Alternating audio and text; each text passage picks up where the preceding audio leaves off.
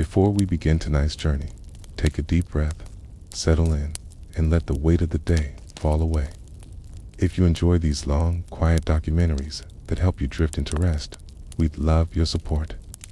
Leave a like on this video. Our small goal is to reach just 100 likes. It may seem simple, but every one of them helps us keep making these calming explorations of history. And as always, share in the comments what time it is for you right now and where in the world you're listening from. We love seeing how far these quiet stories travel. Asterisk, imagine a world without fire. Not just without matches or candles, but without the ancient discovery itself. No hearth, no torch, no controlled flame. A world where lightning still struck trees, where lava still glowed from volcanoes, where the sun still burned in the sky, but where human hands never learned to tame flame, never learned to carry an ember, never learned to kindle sparks. In this alternate history, everything familiar to us unravels. The story of humanity itself changes. Because in reality, fire was not just one invention among many. It was the foundation upon which our species built cooking, warmth, protection, metallurgy, and even the rhythms of social life. Without fire, we would be something else entirely: slower, colder, hungrier, and perhaps never human in the way we know today. Archaeologists tell us that our ancestors first controlled fire at least 1 million years ago, perhaps earlier, in caves across Africa, Europe, and Asia. Charred bones and ash layers mark the presence of ancient hearths. These fires were not accidents. They were tended, fed, and passed from one group to another. They transformed raw meat into cooked meals, made plants digestible, extended waking hours into the dark night, and offered safety against predators. Fire was, in every sense, civilization's first tool. But imagine if it had never been discovered. Our ancestors would have eaten raw meat, tearing it with their teeth, straining their stomachs. The human digestive system, smaller and less robust than that of other primates, would not have adapted in the same way. Cooking releases nutrients, softens starches, and kills bacteria. Without it, human diets would have remained limited, less efficient, requiring more time chewing, more energy digesting, and fewer calories absorbed. The very shape of our bodies, our smaller jaws, our larger brains, is tied to fire. Remove cooking, and our brains might never have expanded as they did. We might have remained closer to apes, clever, but not fully human. Shelter would have been colder, darker, and less secure. Fire brought warmth into caves, transforming them from damp hollows into homes. Without it, humans in colder climates might never have survived. Our species may have remained restricted to the warmest regions of Africa, unable to spread into Europe's ice or Asia's steppes. Migration itself might have been impossible. Whole continents may have remained untouched by human presence. Predators would have been constant. In the real timeline, a campfire's glow kept lions, wolves, and hyenas at bay. Without that circle of light, night belonged to animals, and humans would have been forced into fearful sleep, huddled in trees or caves, vulnerable to attack. Darkness itself would have shaped our evolution, pressing us toward caution, silence, and retreat. And then there is the question of time. Fire extended the day. It allowed storytelling by flickering flames, teaching by lamplight, tool-making after sunset. Without fire, human life would have followed the sun alone. Night would be for sleep only, days shorter, productivity limited. No long evenings of planning, of singing, of sharing. Without firelight, culture itself would have been thinner, stories fewer, bonds weaker. Think of metals: bronze, iron, steel. All require smelting, the controlled use of fire to transform stone into tools. Without fire, there would be no metal blades, no plows, no weapons forged. Stone tools might still exist, but technology would have stalled. At that ancient level, Wood and stone alone cannot build modernity. Without fire, the leap from Stone Age to civilization would never come. The ripple effects spread further still. No fire means no ceramics. Clay cannot be hardened without heat. Pottery, one of humanity's earliest inventions, would be absent. Food storage, cooking vessels, water jars, all gone. Agriculture itself would be harder without these tools, slowing progress, restricting growth. No glass, no bricks, no cities, and beyond material things, the absence of fire would change the very meaning of human community.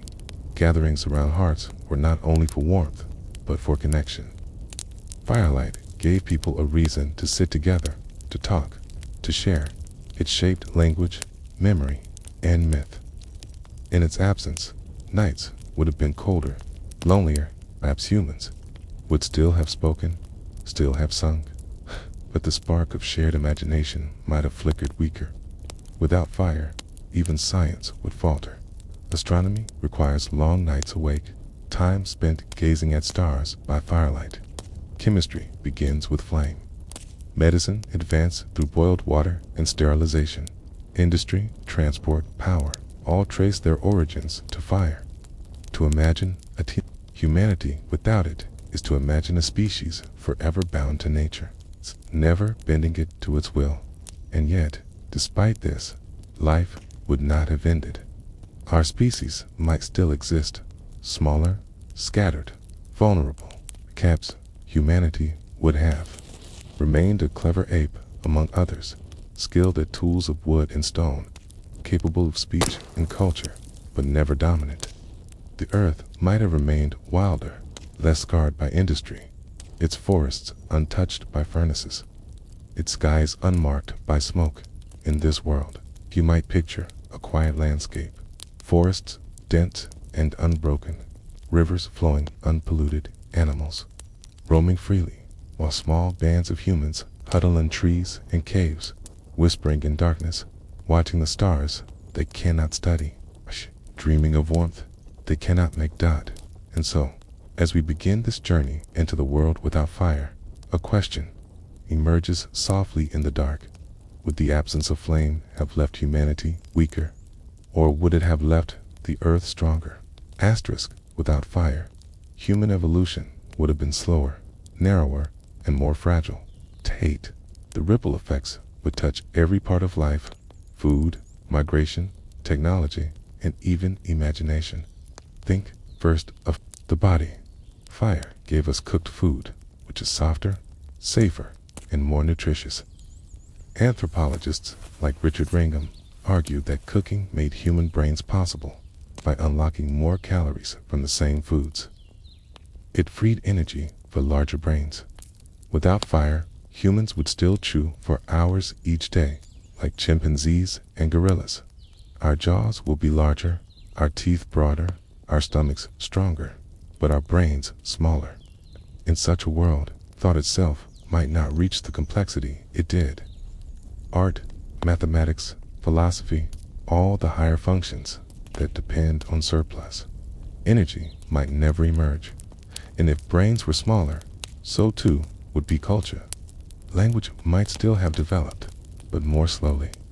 Without firelight evenings to sit and talk, language might remain simple, used for hunting and warning rather than for myth and poetry. Storytelling, that ancient bond, would have no hearth to gather around. The night would swallow voices, silence prevailing where conversation might have bloomed. Consider migration. In our world, fire allowed humans to leave Africa and colonize colder lands. Its fire-warmed bodies, cooked food, and lit the night. Without it, Europe during the Ice Ages would be impossible. Asia's steppes, too, would be unreachable. Humans would remain in warm equatorial zones, clustered in forests and savannas, limited in number. The spread of our species across continents, into deserts, across frozen seas, would never happen. We would remain local, not global. And agriculture. Without fire, it would look very different. In the real timeline, Farmers cleared forests with flame, fertilized fields with ash, and hardened tools with heat. Without fire, clearing land would be nearly impossible. Stone axes alone could not cut wide fields. Agriculture would have remained small, scattered, inefficient. Populations would remain low, limited by what could be grown without intensive land use. Villages might exist, but cities, with their dense populations, could not. Ceramics, too, would be absent. No fired pottery, no storage jars, no clay ovens. Water would have to be carried in skins, food stored in baskets. This would limit surplus, making famine more common. Without the ability to store, people would live harvest to harvest, vulnerable to every shift in climate and metals. The heart of civilization's progress would remain locked in stone, copper, bronze, iron, steel. None could be smelted. Stone tools would dominate forever, their edges sharp but fragile. Weapons would remain primitive, armor non-existent, buildings limited to wood and stone. Ships would be simple. The Industrial Revolution, powered by coal and steam, would never come. Trains, factories, electricity, engines, all depend on fire. Humanity would remain forever, pre-industrial, tied to muscle power and wind. The modern world, with its cities and machines, would be unimaginable. But perhaps the most profound change lies in the rhythms of life. Fire gave humans control over time. By lighting the night, it extended waking hours. It allowed planning, reflection, and gathering long after sunset. Without fire, life would shrink to daylight. Work would stop at dusk. Darkness bring in fear. Night would belong to predators. Sleep would come early. Conversations short. The cycle of life would be shorter, more limited, less filled with the richness of imagination. And yet, absence is not only loss. Without fire, the earth itself would be different. Forests would remain unburned, rivers unpolluted, skies unscarred by smoke. Industry, never born, would not choke the atmosphere. Climate change, as we know it, might never exist. The earth might be greener, wilder, richer in animal life. The cost of humanity's triumph, the scars of fire, would not be paid. So the question emerges, would this world be worse or better? Worse for humanity, perhaps. Fewer tools, smaller brains, smaller numbers, but better for the planet, which would remain untamed. In such a world, humans would still walk the earth, but gently, quietly, like other creatures. We would be one species among many, not masters, but participants in the web of life. Picture it, a world without smokestacks, without cities glowing at night, without engines roaring. Instead, small bands of people gather beneath trees, whispering, in darkness, living by daylight alone.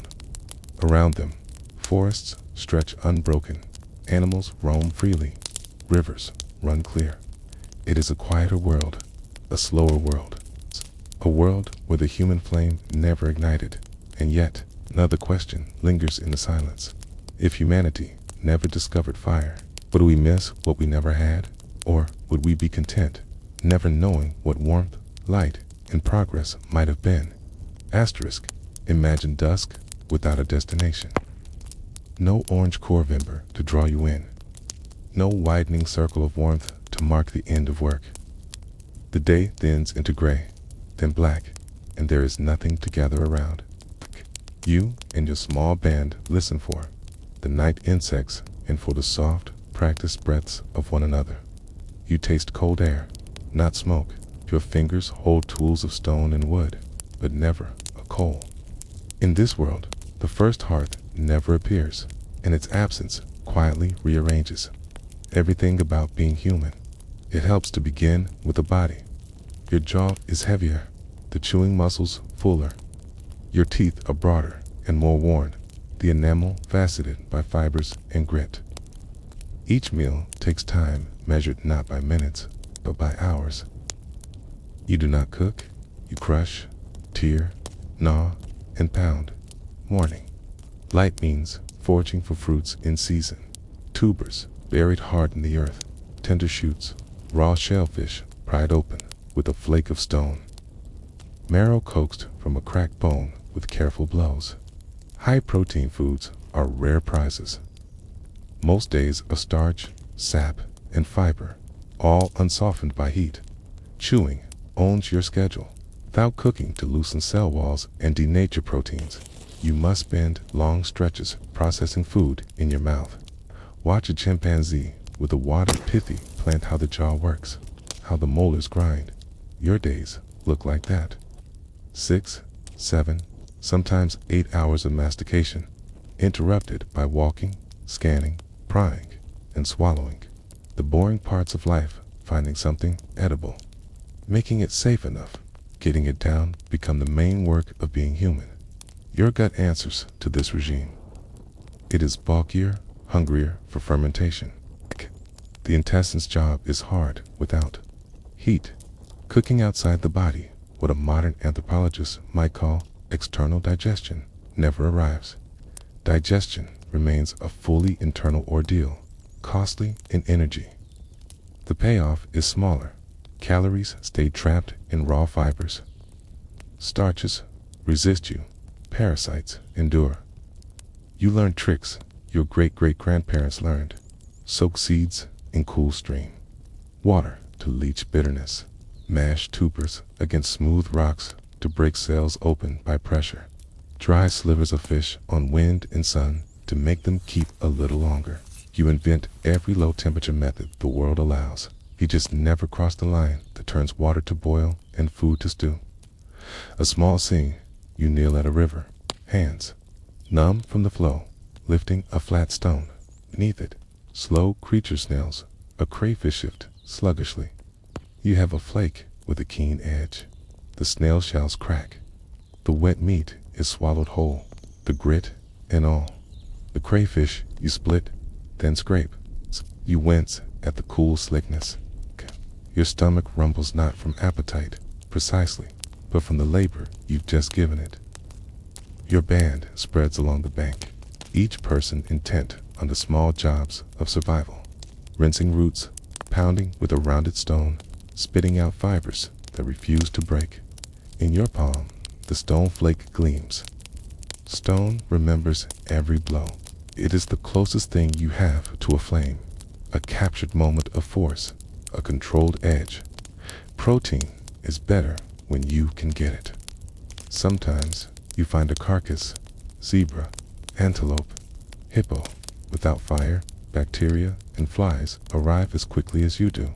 The oldest rules are practical ones. Don't eat what smells wrong. Cut deep and fast to reach unspoiled muscle. Break the femur, early marrow, keeps the longest and delivers dense energy. On rare days, you eat until your belly aches.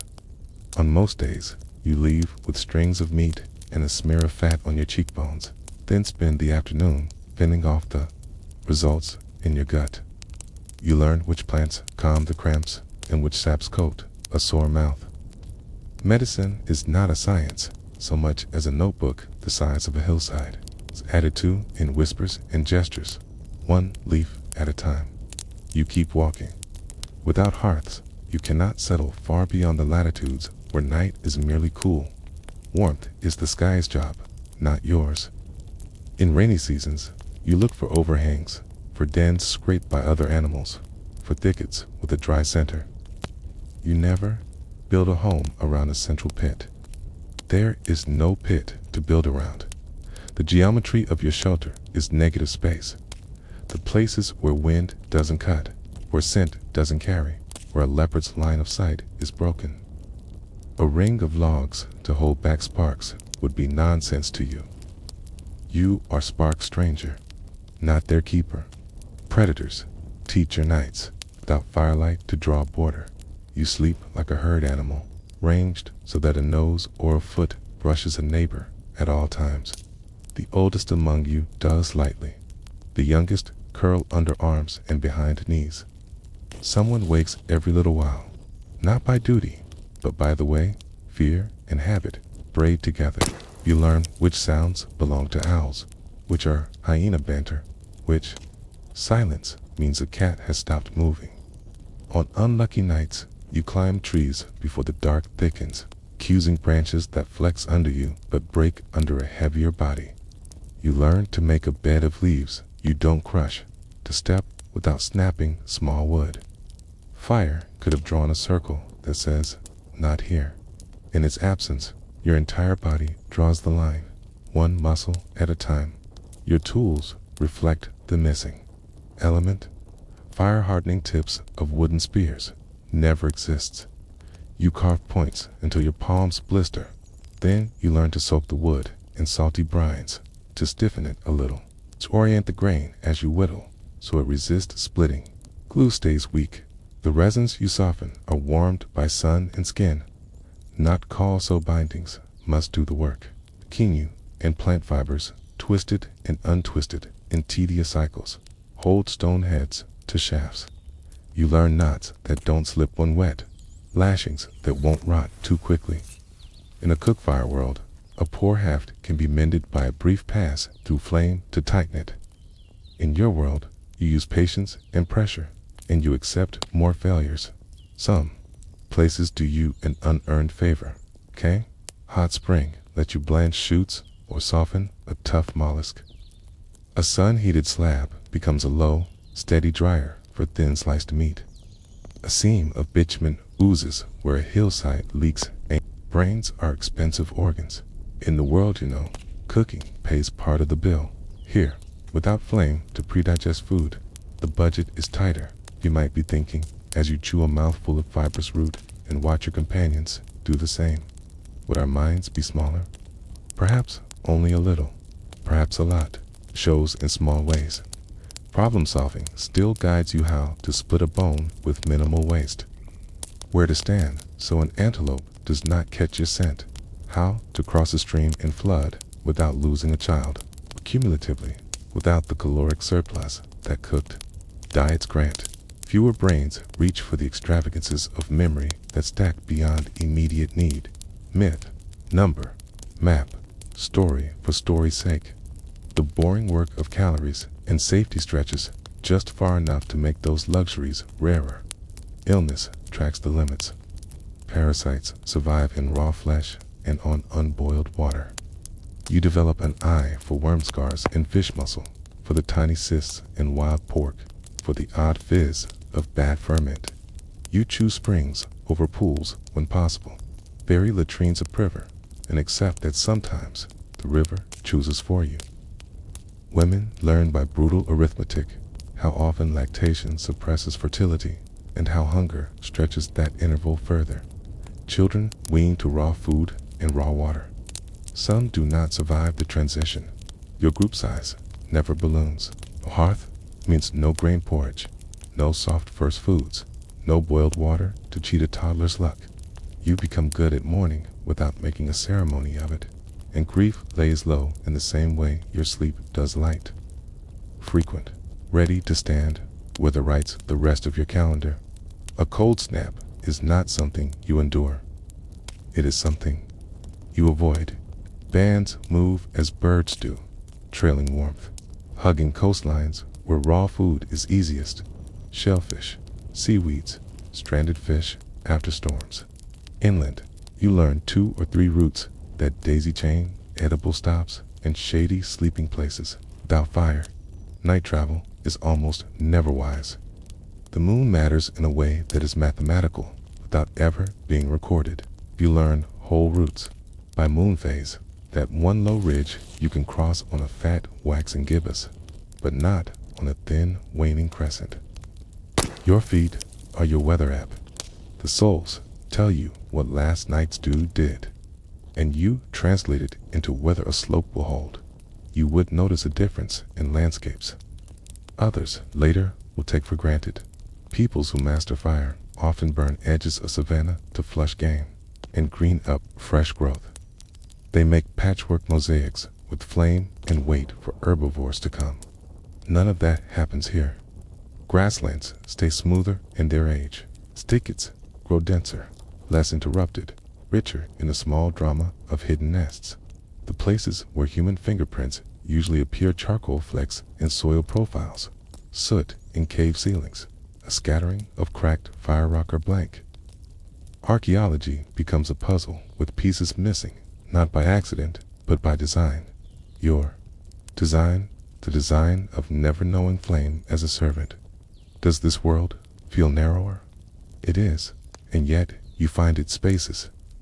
You make play from what you have. Children race seed pods down a rivulet, turn clay nodules into pretend animals, and watch them slump back into earth. Improvise rhythms by tapping log and stone.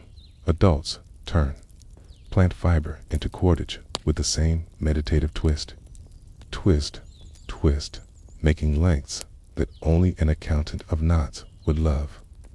And when you pass a cliff that's warm because the sun has been on it all day, everyone leans their backs for a moment, and you smile without thinking why. You are, after all, a creature that knows what warmth means, even if you never cage it.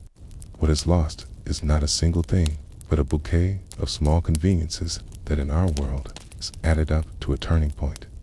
Cooked food, yes, but also softened sinews that make better glue, smoke that keeps insects at bay, firelight that lets an elder show a child a grip again and again, a coal carried inside a bark cup to frighten hyenas away from the sleeping place. Without that bouquet, your days hold steady at a level that remains human in the basic ways care, cooperation, planning, memory, but not human in the way warmed evenings once allowed us to become. There is a temptation to pity this life because it looks constrained, because it does not point outward toward cities, metallurgy, kilns, glass, but pity is a poor lens. What is true is simpler. The missing spark makes your margins thin. You pay more for calories. You lose more to cold. You spend more time listening for the night. You are good at what you must be good at. You are careful. You are quiet. You are alive because you repeat the small steps correctly, so you end another sun length. The last light drains sky to ground. A child lies against your hip, and then, because there is no reason to stay awake, slips into sleep. Somewhere miles off, lightning walks across a ridge and lays a raw, bright gash in a dry field. Orange fingers climb brief, hungry, beautiful. Your group turns its faces toward the glow and then away, because it does not mean what it could have meant. It is not an invitation, only a spectacle. The wind shifts. A faint, warm smell of singed grass arrives and fades. You pull a branch close, not to feed to a fire, but to wedge across an opening so a small body won't roll outward in the night. And the quiet question that follows you into sleep is simple and unanswerable. Without a hearth to gather you, without a circle of light to add hours to the day and calories to the mind, how far could you ever have gone? What kinds of humans would you have become if you had learned to go there anyway? Asterisk in our world, the hearth was not only a source of heat and cooking, it was a circle of light that gathered people together. Stories, rituals, and relationships grew stronger in its glow. Without that first hearth, without the small but steady flame in the dark, the very rhythm of human community would have been different. Imagine the silence of night. Not the comfortable quiet of a warm room, but the deep, thick silence of a forest after sunset. Without fire, there's no reason to stay awake past dusk. The body follows the sun. Daylight dictates every task, gathering food, shaping tools, teaching children, watching for predators. When the sun sets, conversation collapses into whispers. Fatigue and fear blend, urging sleep. The band closes his eyes, not because it is ready, but because darkness allows no alternative. In a world with fire, night becomes time gained. People sit close, their faces lit by flicker. They tell stories, explain techniques, share myths. The flame stretches the day, making room for thought that is not immediately practical. Without fire, that space vanishes. Social life shrinks into daylight, and imagination narrows to what can be seen under the sky. Think of what is lost. Memory itself. Storytelling at night, repeated again and again, helped our ancestors preserve knowledge. Myths and lessons, told in rhythm by firelight, became the first libraries of human culture. Without fire, those libraries remain thin. Knowledge is passed in daylight, while hands are busy and distractions constant. A child learns only what can be shown by gesture, not what can be imagined in narrative. Tradition becomes practical, not poetic in language. It would still exist. People would still need words to coordinate hunts, to warn of danger, to name foods. But without the long evenings for shared talk, language would remain simpler, leaner, less layered. Words for the unseen, the abstract, the divine deeds might never emerge. Conversation remains tied to immediate tasks. Stone, root, predator, rain. The poetry of metaphor would be slower to form, perhaps never as rich. Fire was also a place of equality. Round a hearth, each face looked the same in the glow orders. Hunters, children, women. Without fire, social roles remain sharper. Men hunt by day. Women gather and prepare. Children learn by watching. There is a little chance for all voices to gather together at once, because night allows no gathering. The bonds that fire wove stories, where all could listen, laughter shared in the dark are weaker, perhaps absent altogether.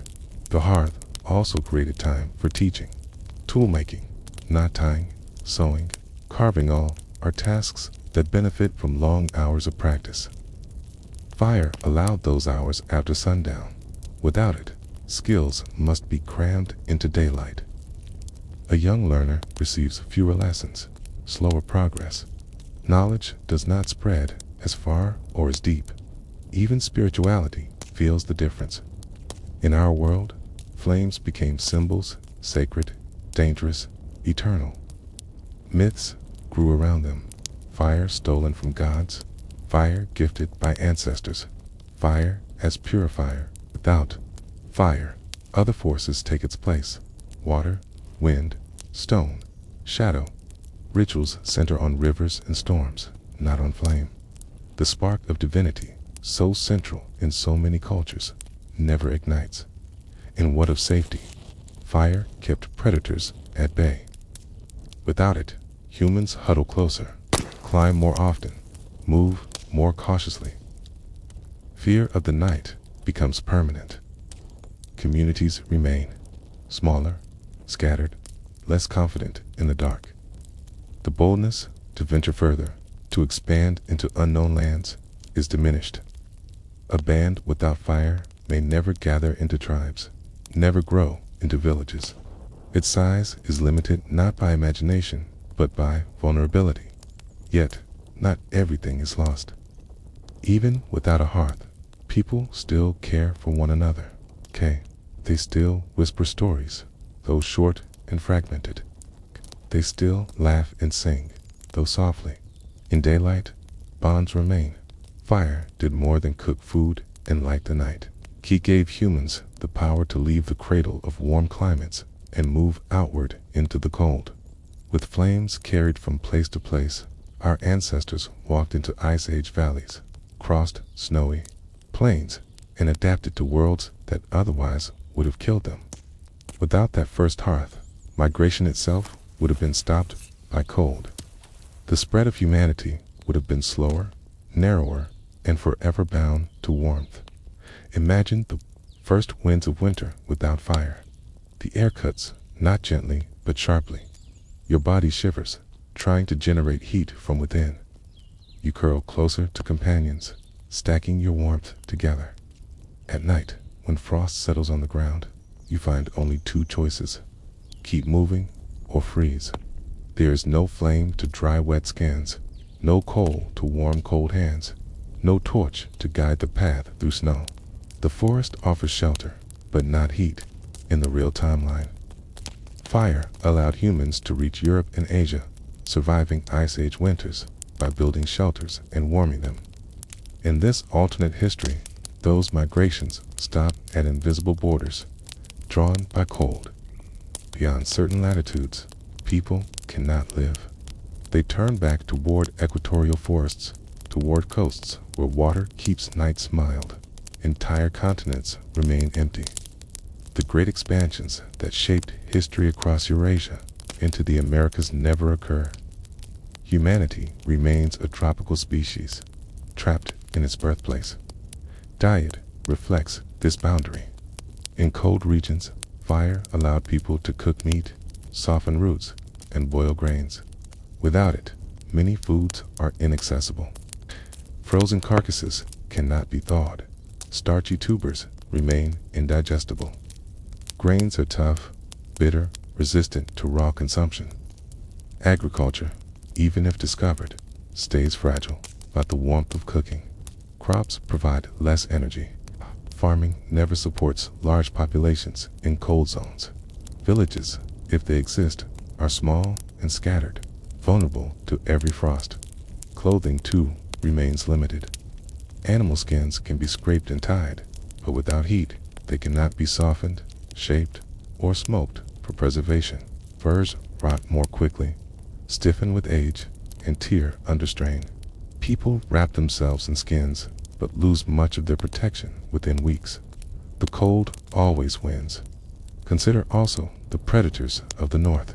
Wolves and big cats prowled the edges of camps. In our world, fire drove them back, creating a perimeter of safety. In this world, darkness holds no barrier.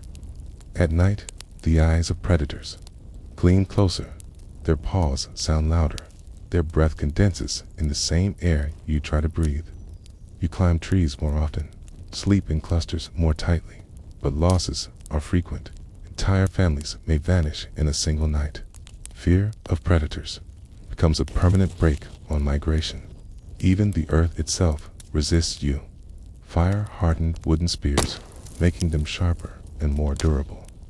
Without it, spears remain soft, their points blunting quickly in use. Stone tools alone can fell some prey, but large game mammoth, bison, aurochs remains dangerous, almost impossible to master. Hunting stays limited to smaller animals and scavenging, keeping food scarce. Without fire to preserve meat, surplus spoils quickly. A great kill feeds many mouths for a day, then rots.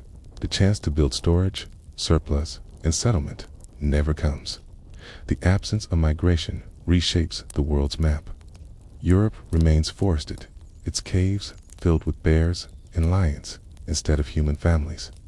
Asia's steppes echo with the hooves of wild horses, never tamed, never ridden. The Americas remain untouched, their landscapes ruled by megafauna, their skies unmarked by human smoke. Australia remains isolated, its marsupials unchallenged. The Pacific Islands, never settled by boat, remain wild and empty. Earth is quieter, its continents less scarred. Humanity is small, confined, bounded by heat, and with smallness comes fragility. Populations that cluster too closely in warm zones face disease, famine, and conflict. With no way to expand outward, groups compete more fiercely for limited resources. Wars begin, not for empires, but for rivers, for fruit groves, for access to fishing grounds. Human history becomes narrower, more repetitive, less expansive.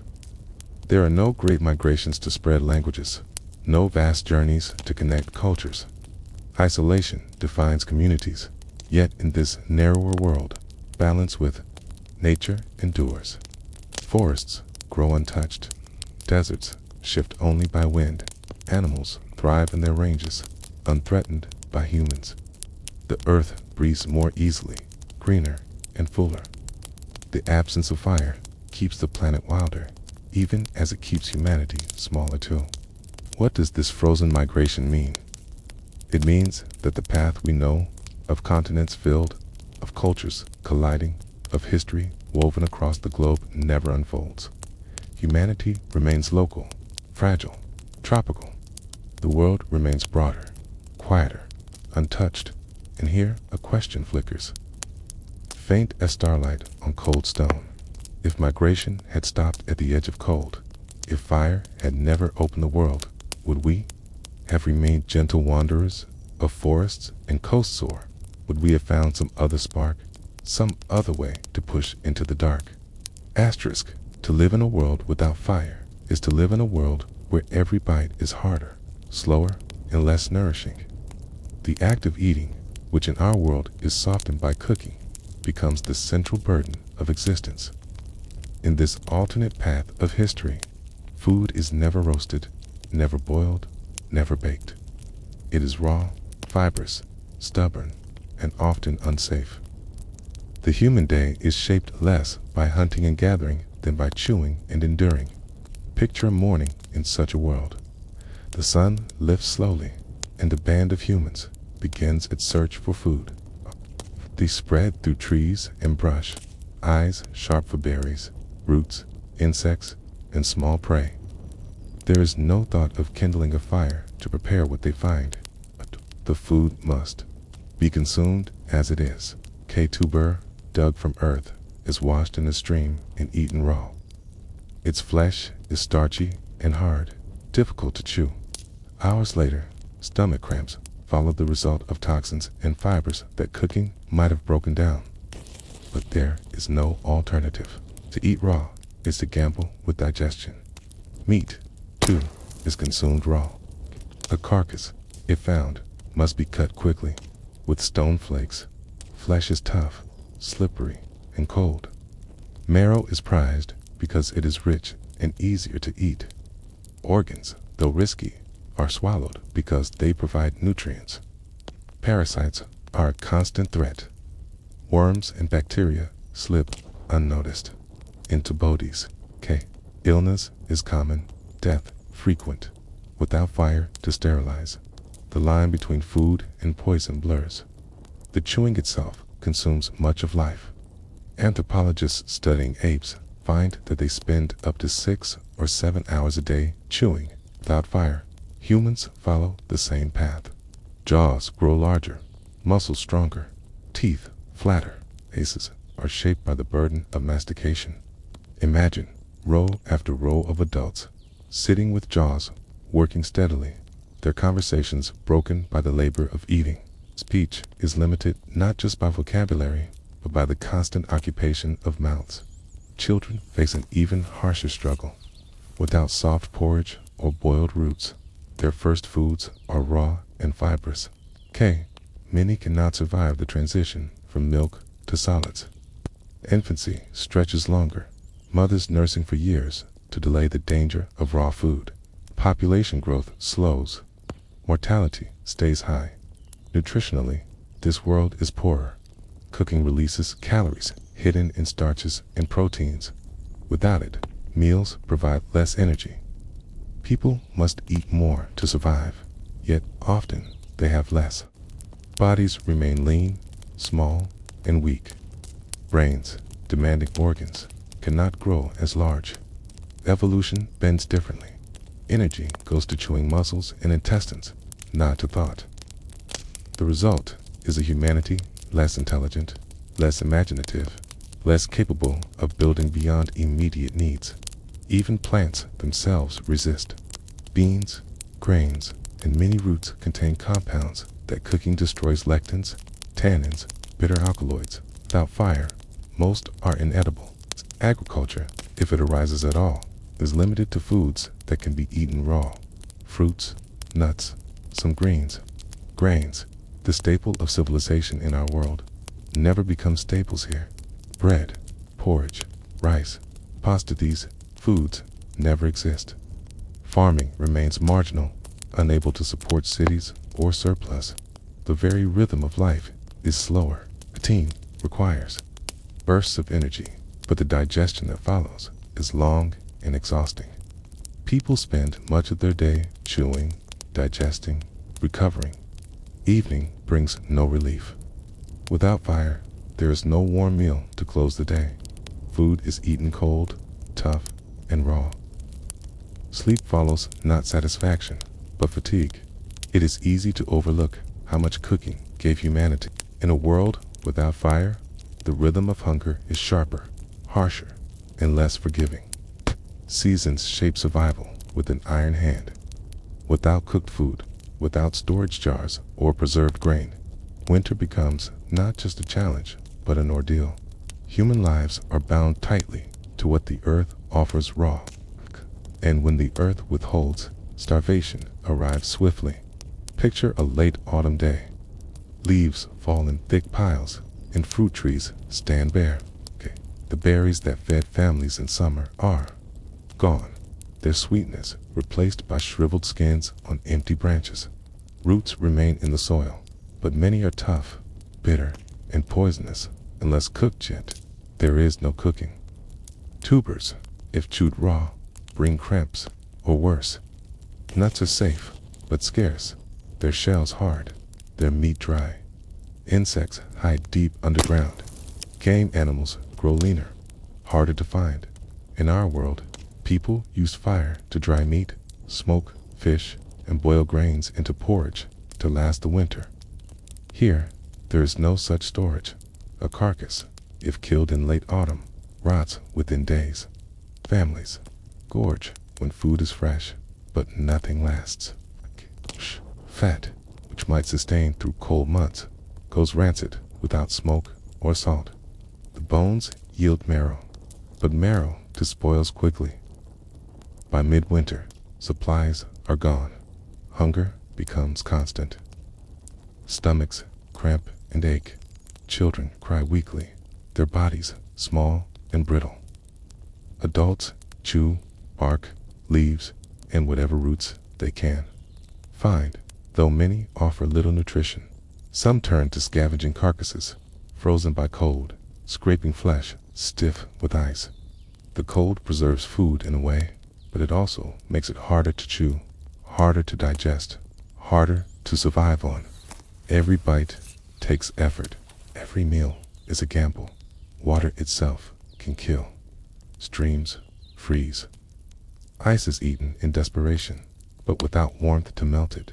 The body loses heat with every swallow. Hypothermia creeps silently. In our world, fire turned ice to steam, made water safe to drink, boiled away parasites. Here, water is taken as it is sometimes clean, sometimes filled with sickness. Winter does not just starve, it weakens, infects, and freezes.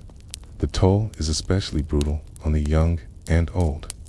Infants, dependent on mothers, suffer when mothers grow weak. Toddlers cannot chew raw roots and nuts with enough efficiency to survive. The elderly, whose teeth are worn and brittle, find raw diets nearly impossible. They live only as long as others feed them. In hard winters, the fragile are often the first lost.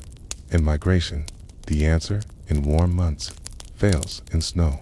Without fire, there are no torches to light paths, no heated shelters at night, no way to survive long treks in freezing winds.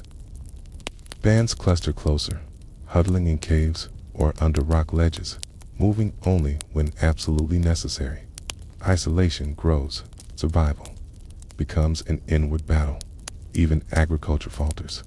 Farmers in our world used fire to clear fields, burn stubble, and cook harvests. In this fireless world, even if seeds are sown, their yields are meager. Grains are hard, raw, and indigestible. Without boiling, they provide little nourishment.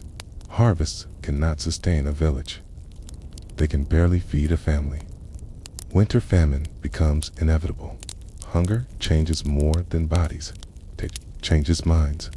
Without fire, winters teach caution, fear, and resignation. People learn not to hope for abundance, but to endure scarcity. Memory becomes filled not with festivals of harvest, but with long months of of gnawing hunger. Songs, if they exist, tell of endurance, not of feasts. Rituals, if performed, center not on gratitude, but on survival. Yet hunger also teaches resilience. People invent ways to stretch food further, pounding nuts into paste, soaking roots in water to leach bitterness, eating insects in all forms. Some plants inedible in our world, until cooked, are simply avoided here. Diet narrows, but knowledge of safe foods deepens. Families know each tree, each shrub, each insect nest. Their calendars are not marked by months, but by when certain foods appear. Still, every winter carries the same lesson. Without fire, famine is a regular visitor. It prunes populations, keeps numbers low, and prevents expansion. Entire groups vanish in harsh seasons. Those who survive are those who adapt to scarcity, who learn to live small, to endure long hunger without despair. And so, a question remains. In the cold air, if every winter thins humanity, if famine becomes the rhythm of life, could civilization ever take root, or would hunger itself always keep us from growing beyond survival? Fire did more than warm bodies or preserve meat. Reshaped the human body itself, unlocking calories that allowed brains to grow larger and more complex. In a world without fire, that transformation never happens. The human mind remains smaller, more limited, more tightly bound to the raw struggle for food. The consequences reach into every part of existence, from tools and language to imagination itself. Consider the biology first. Cooking softens food, releasing nutrients and breaking down toxins. A cooked root yields twice the calories of a raw one. Cooked meat digests faster and with less effort.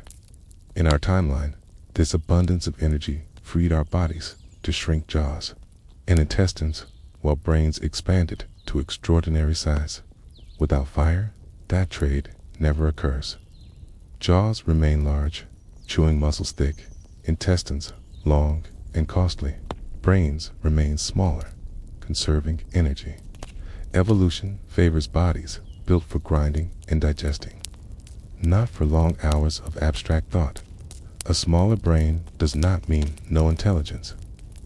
These humans would still shape stone into flakes, still recognize patterns, still plan hunts. But their memory would be shorter, their capacity for abstraction thinner. Language would exist, but its vocabulary would be simpler. Concepts like yesterday or tomorrow might remain, but myths, metaphors, and complex narratives would be rare. Words serve survival. Stone, meat, danger, safe. Poetry, if it appears, is fragmentary, not a woven tradition. Tool-making too would remain simpler. In our world, fire allowed adhesives to be boiled, resins to be softened, wood to be hardened. Without it, tools are bound by sinew alone, their quality limited by chance. Stone edges remain crude, never refined into delicate blades. Spears are blunt, bows absent, arrows unimaginable. Hunting stays risky, meat rare, survival fragile. Social life reflects these limits. Around firelight, humans told stories, remembered ancestors, and invented rituals. Without it, evenings vanish into darkness. Conversations are short, broken by chewing and by fear of predators. Myths never grow into complex religions. Songs remain simple chants. Community bonds still exist, but they are built on proximity and shared survival, not on long narratives that tie generations together. Even time itself feels different. Fire extended the day, giving humans hours of reflection. Without it, time is short. The day belongs to foraging. The night belongs to silence and sleep. Imagination shrinks to daylight, to what can be seen and touched. There is little space for dreaming of worlds beyond. The consequences ripple outward. Without larger brains, migration is limited not only by cold, but by strategy. Planning long journeys requires foresight, maps in the mind, and stories to guide memory. Without these, humans remain close to home. Expansion slows. Populations remain scattered, small, and vulnerable. Entire continents remain empty. Agriculture, too, falters. Farming requires patience, surplus, and the imagination to see seeds as future plants. It demands cooperation and planning. Smaller brains, pressed by hunger, may never reach that threshold. Fields remain wild. Forests and coasts continue. There is no circle of safety, no light to push back the dark. Every shadow may hold danger. Children huddle close to parents. Adults sit with backs to trees, eyes wide, listening. Sleep comes in fits, broken by the need to check, to listen, to breathe quietly so as not to be heard. The night belongs to others. Predators know this world well. Like in Africa's plains, lions hunt by moonlight. Without fire, nothing keeps them at bay. Hyenas scavenge close to camps. Leopards climb trees where children try to sleep. Wolves stalk the edge of groups, waiting for stragglers. In our world, fire kept these hunters back. In this world, humans are still prey. The absence of light also changes movement. Travel after dusk is dangerous. Paths vanish, rivers are hidden, cliffs unseen. Without torches, a step into darkness may mean a fall, an injury, or death. Bands learn quickly, never move at night. The day is for action. The night is for stillness. Even migration halts when the sun sets. But stillness brings another cost. Without night talk, culture shrinks. In our world, stories and songs were told in firelight. Memory was preserved through repetition in the hours after work. Without that, time, stories fade. Myths remain short, practical, bound to daylight lessons. Knowledge is shared while hands are busy, but it is not repeated at length in the still hours of evening. Culture becomes thinner, memory weaker, voices quieter. Fear also shapes the mind. Generations raised in fear of the night learn caution. Above all else, boldness diminishes. Curiosity weakens. The unknown becomes not something to explore, but something to avoid. Humans survive, but they do not wander far. They cling to safe spaces, hesitating at the edge of forests and plains. Without fire, the night teaches timidity, and yet, not all is lost. Stars are brighter in this fireless night. Skies are clear, of smoke and glow, filled with constellations. Humans still look upward, still wonder. But without fire to extend waking hours, the stars are seen only briefly before sleep overtakes. Astronomy, navigation, myth, they exist only as fragments, not as systems. So the darker night is not empty, but it is harsher. It is filled with fear, with silence, with predators moving unseen. Humanity survives, but always under shadow.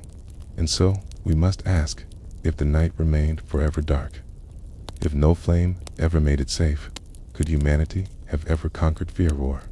Would fear itself have shaped us more than fire ever did? Asterisk, when the sun falls and the last light drains from the horizon. The question is not how to spend the night, but how to survive it. Without fire, darkness is not neutral. It is an active danger. The choices of shelter define life. Trees, caves, and thickets become the substitute for a hearth. Each holds safety and risk, and over generations they shape the habits, bodies, minds of a fireless humanity. Begin with the tree. For much of our evolutionary past, tree canopies were home. Without fire, that habit never fades. Families climb before dusk, searching for thick branches that can hold bodies through the night. Twigs are broken for bedding, leaves piled to soften bark. Infants are tied to mothers with strips of hide or plant fiber. Older children cling close, learning to sleep in balance. Adults wake often to shift positions, to check the stability of their perch. A misstep can can be fatal. Yet the tree offers safety from ground predators. Lions prowl below, but branches resist them. Hyenas circle, but cannot climb. The tree becomes a fragile fortress, swaying with the night wind. Caves offer another refuge. By day, they provide shade. By night, they promise enclosure. But without fire, caves are risky. Darkness hides predators already within. Leopards use caves, as do bears and hyenas.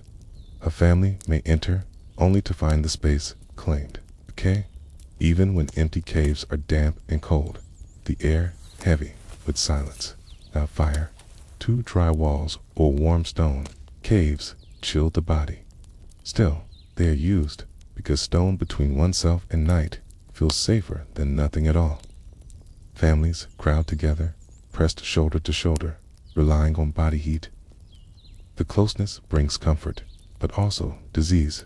Lice, parasites, and coughs spread easily in the stale air. Thickets, dense with brush, provide a third choice. Hidden nests are built in tangles of thorn and branch, disguising sleepers from predators. These shelters are temporary, often rebuilt each night. Their safety lies in concealment, not strength. They keep lions guessing, wolves searching. Yet, they also trap air, making sleep hot and stifling in warm climates. Insects thrive there, biting through the night. Still, concealment saves lives. The band learns which bushes tangle enough to resist intrusion, which trees arch low enough to cover without fire. Each of these shelters lacks permanence. Camps are temporary. No stones are set around a hearth. No ash marks the ground. Families move constantly, following resources, avoiding predators. Settlement never stabilizes. Villages never grow. The absence of fire means the absence of place. Sleep itself is different. It comes in fragments, not in long stretches. Adults take turns waking, though not by planned fear, interrupts naturally. Some doze lightly, ready to startle at the sound of branches cracking, while children learn to sleep through interruptions, their dreams fragile and shallow. The cycle of rest is shaped by vigilance, not comfort, and with restless sleep comes restless minds.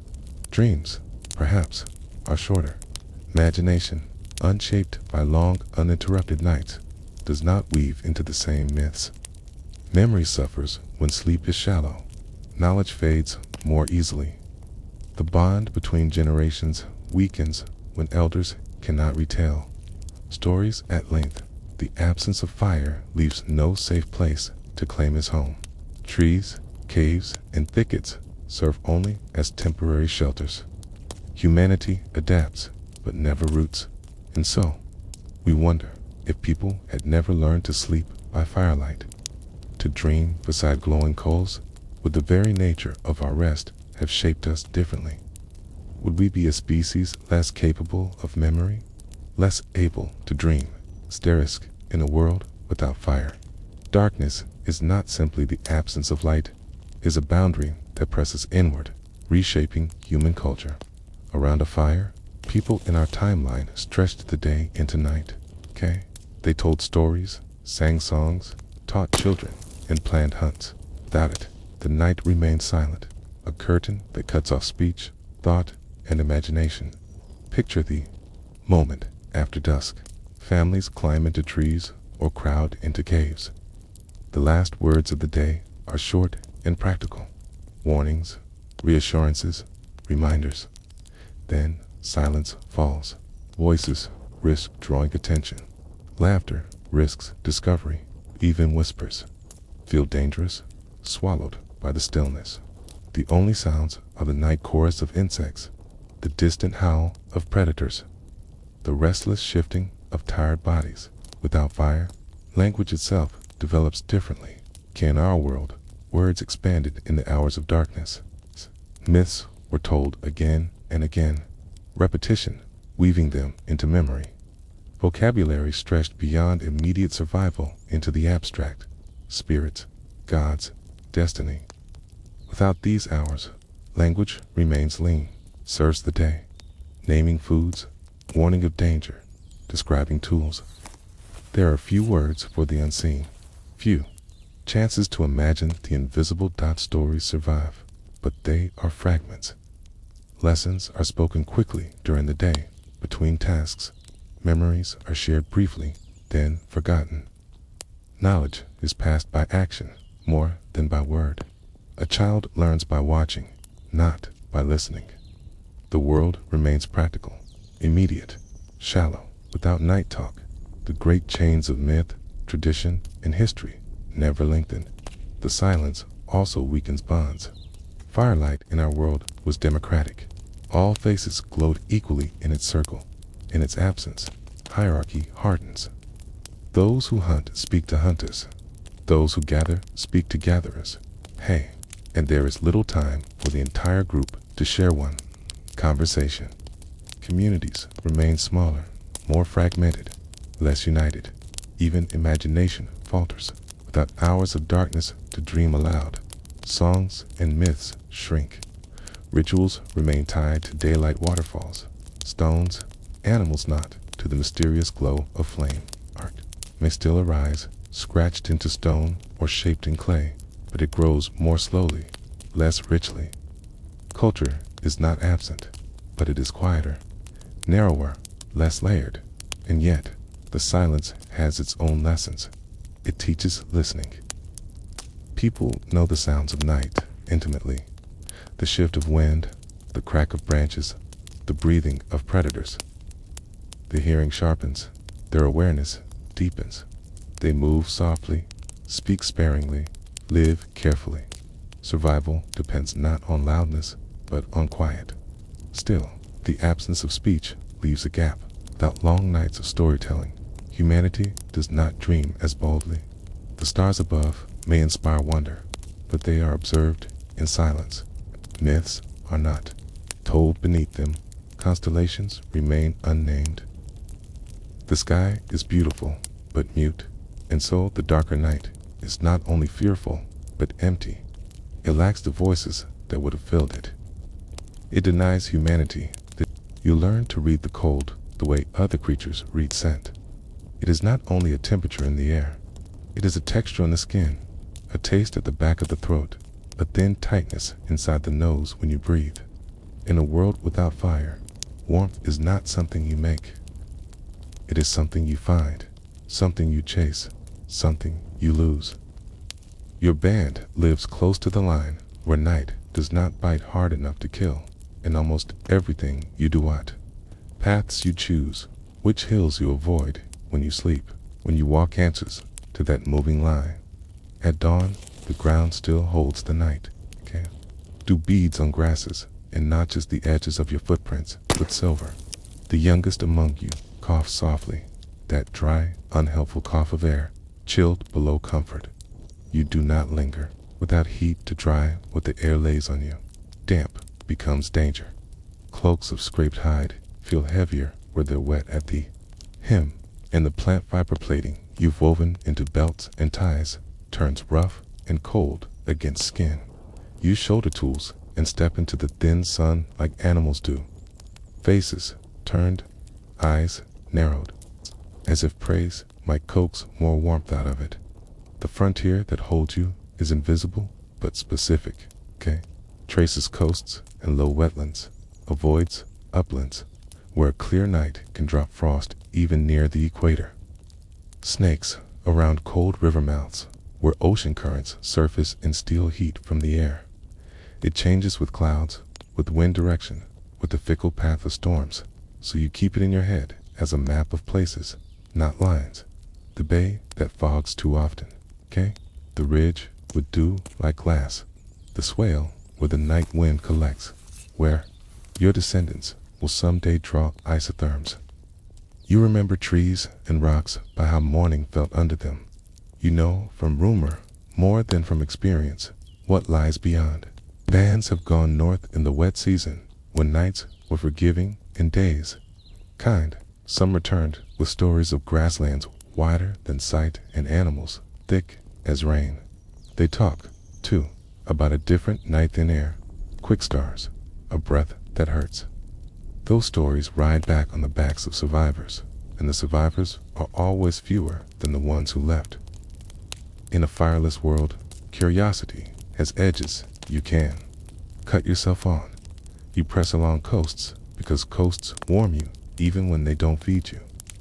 Water holds the day longer than land, so night is softer by the shore. The sea and its inlets offer food you can take raw and live. Shellfish pride with flakes, fish trapped against gravel bars at low tide, seaweeds torn from rocks. You smell salt before you see it, and you relax by a degree. On mornings, after still nights, tidal pools are your pantry snails, slow and small, cups sluggish enough to grab. You will never boil these things, never steam them open, never turn a bucket of brackish water into broth. But you will learn the hour each day when the sun has warmed the shallows just enough to trick your hands into boldness. Inland, warmth is a puzzle made of shade. You keep to lowlands, where rivers widen and move slow, where water warms in loops and eddies. You memorize the trees whose leaves break wind without stealing light, the cut banks that catch afternoon sun. You walk in the open in winter when the ground remembers more heat, and you hug the edges in summer to dodge the ache of glare and thirst. You avoid saddles and passes that look easy but leak all their calm at night. You learn to hear the difference between a breeze that cools and a draft that chills. The first slides. The second takes what you have for shelter, stays short of home. You thread hides into windbreaks, using saplings you bend with your full weight. Twist cordage from bark strips and drape everything so rain sheds outward and nothing touches your skin in the dark. When a storm catches you, you lower the ridgepole closer to ground until the windbreak becomes a crawl space, and you crawl. The next morning, you wring everything you own. Without heat, drying is a choreography of angles and patience. Hides stretched over branches at just that tilt where sun touches and wind licks. Plant fibers hung loose so air can pass. Your own back turned into a rack as you walk and let the world do your chores. Clothing in this world is a conversation with rot. You work hides with fattened brains and salt when you can find it. Stretching until your shoulders burn, you can soften a piece enough to make it pliable. But you can't set it with smoke, so a long rain returns it to something like bark. You tie that knowledge around your waist like a belt you never remove. Don't get wet late in the day. Don't cross a river at dusk. Don't sleep with damp on you. A day of being careless can kill you 2 nights later. Slowly, you are not alone. In hunting the warm edge, predators learn the same map, and their flesh follows it for their own reasons. Praise migration, seasons of birth, comfort. In the cold, your risks aren't just wind and water. Fog that might delight others makes you blind. A cat's breath looks like yours in the same damp air.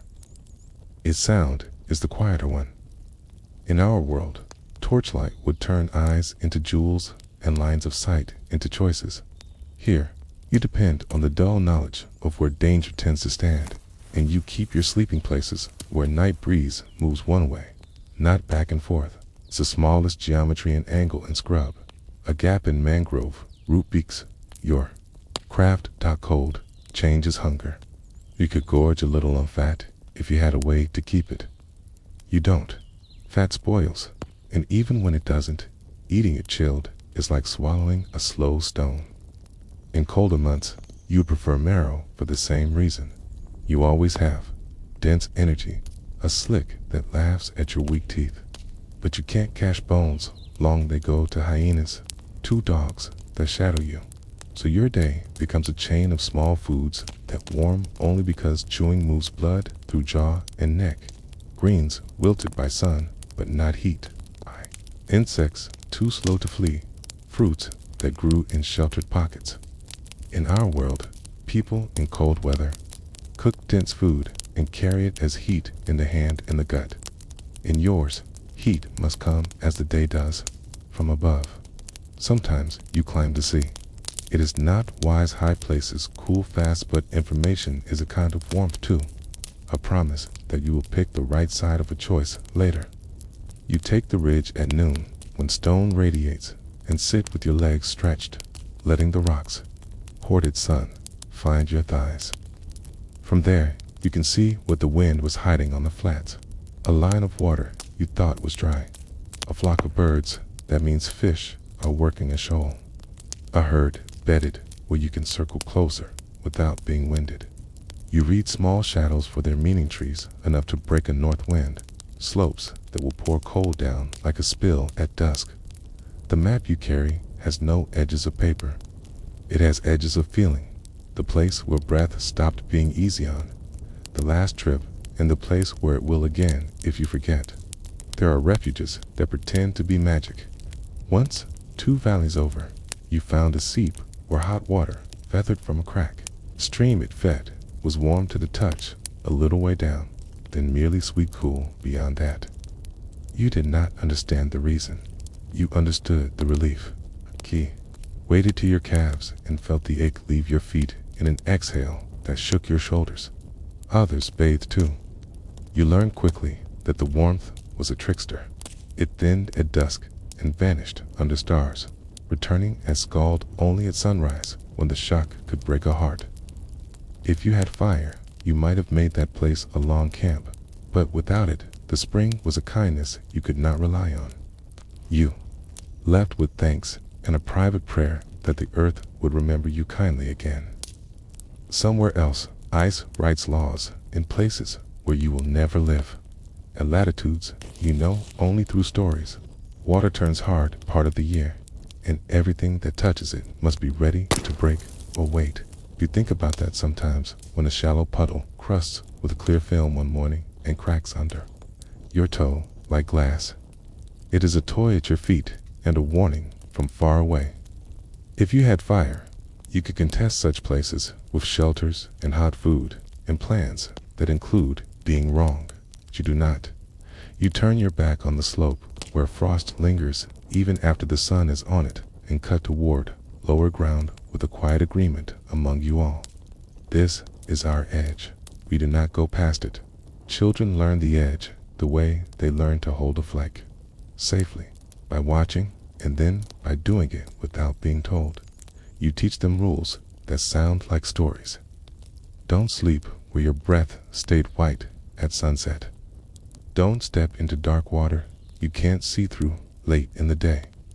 Don't wear wet on your skin, even if it's only a strip of belt. Let the youngest sit down in shade when clouds cover the sun. Get them walking again. The rules aren't cruel. They save lives. When you forget one, you pay for it fully. The payment becomes a new story you tell in daylight only once, without drama, so that no one else will mint the same coin. There is work you simply cannot do without fire beyond the edge. You cannot harvest resin and thin it to a better glue. You cannot heat bend a branch into a kinder arc for a carrying frame. You cannot harden a digging stick. The cold asks you for tools you do not have, and disease asks for hot water you can't make. So the frontier isn't just about skin and shiver. It's about limits that pile up. Your improvements are all in. Isolation is not only geographic, it's the thermal frontier edits whoever meets whom. People who live on the far side of a dry basin that chills quick at night remain stories. You are stories to them too. Exchanges that would have carried seeds, or ideas simply do not happen because the route between you requires sleeping in a place that takes heat away faster than bodies can make it. 8. In the world, you know, fires mark trails and say, someone was here. This is where we stood and were not harmed. In yours, the ground says nothing of the kind. You leave footprints and pluck stems, and the wind erases both. Rain complicates everything. In warm months, monsoon days turn the world to water and the nights stay wet. Hypothermia is not a word in your mouth, but it is a fact in your bones. You learn roofs with deep drip lines in the habit of shaking water from hair and shoulders before you lie down. You smear fat on exposed skin when you can spare it. Not because it warms you, but because it slows the thief, called evaporation. You value groves of trees that shed rain well more than you value bright fruits nearby. Water gives life and takes heat, and you are small enough in the scale of things that both truths bite. Every rule, every habit, every small ritual of the day, laying a hide at a particular slant, choosing a sleeping place by a seam of sand instead of a hollow, eating the last handful of nuts before the shadow of your own body lengthens, falls into a single, unspoken plan. Do not let the cold find a way into you that you cannot close. It changes even the way you grieve.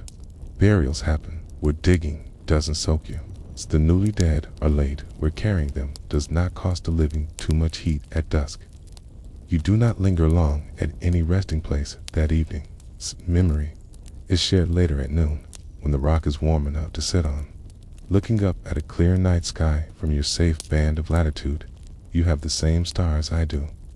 The belt that crosses the middle of the world is bright and messy.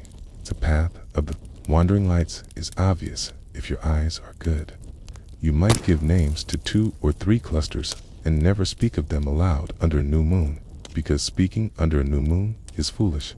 The sky could be a library. It remains a glance. The cold above you is absolute in a way the daytime never is, and you cannot live even 1 hour farther into it than your skin allows. So the frontier is not a wall, but a weather that owns you.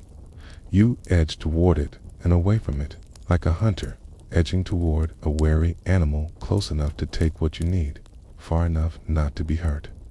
All the while, wind writes your biography on your skin, small scars from thorn and stone.